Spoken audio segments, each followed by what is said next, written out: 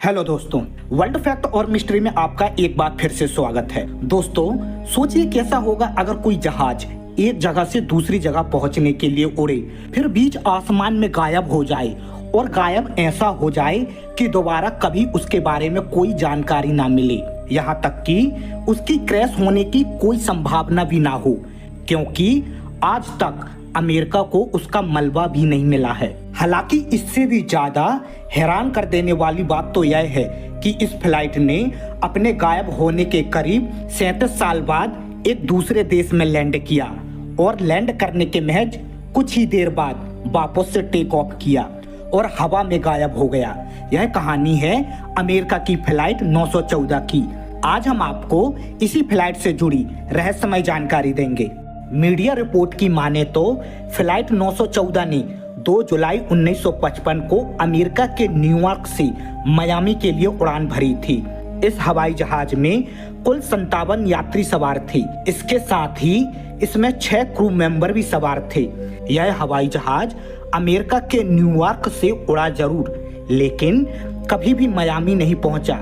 बीच रास्ते में ही यानी हवा में ही यह कहीं गायब हो गया, जिसका सुराग आज तक अमेरिका को नहीं मिल पाया है। इस घटना में सबसे हैरान कर देने वाली बात जो है वह यह है कि 37 साल पहले यानी 1955 में गायब हुई फ्लाइट 914 9 मार्च 1952 को रहस्यमय तरीके से वेनेजुएला के काराकास एयरपोर्ट पर लैंड होता है। इस लैंडिंग की जानकारी एयरपोर्ट की ट्रैफिक कंट्रोल के विभाग को नहीं होती है।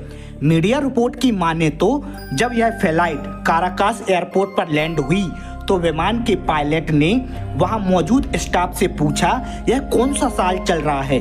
स्टाफ ने बताया यह 1992 का साल चल रहा है। यह खबर सच थी या झूठ? सच जानने वाली न्यूज साइट ने इस पूरी कहानी पर से पर्दा उठाया था। उन्होंने बताया कि पैन अमेरिका का इस नंबर का कोई प्लेन नहीं था और ना ही ऐसे प्लेन ने उस दिन उड़ान भरी थी।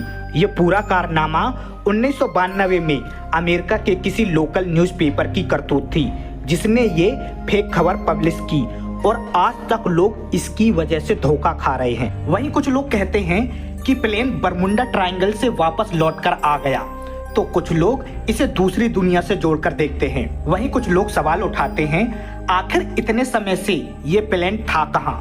अगर ये उड़ रहा था तो इसका ईंधन खत्म क्यों नहीं हुआ? क्या ये किसी खुफिया मिशन पर था? इस पर एक रहस्यमय खबर आती है कि प्लेन के ब्लैक बॉक्स से मिली वॉइस रिकॉर्डिंग इस बात का सबूत है कि कहीं न कहीं यह कहानी सच तो नहीं है। पूरा वाक्य इस प्रकार है। पायलट कहता है हम कहाँ हैं? एयर ट्रैफिक कंट्रोल से आवाज आती है ये वेनेजुएला है, आप कहाँ से आए हैं? पायलट जवाब देता है हम न्यूयॉर्क से आए हैं और ये फ्लाइट नंबर 914 है। मियामी फ्लोरिडा के लिए कंट्रोल पैनल से आवाज आती है तुम इतनी बड़ी गलती कैसे कर सकते हो? तुम 2000 किलोमीटर गलत कैसे आ गए? इसके बाद कंट्रोल पैनल पर बैठा शख्स डायरी चेक करता है तो पता चलता है कि जिस प्लेन का जिक्र किया जा रहा है उसने 1955 में आखिरी उड़ान भरी थी। कंट्रोल पैनल कंफ्यूजन में प्लेन को उतारने की इजाजत देता है। बताया जाता है जब अफसर उसकी जांच करने के लिए पहुंचते हैं तब तक प्लेन गायब हो जाता है।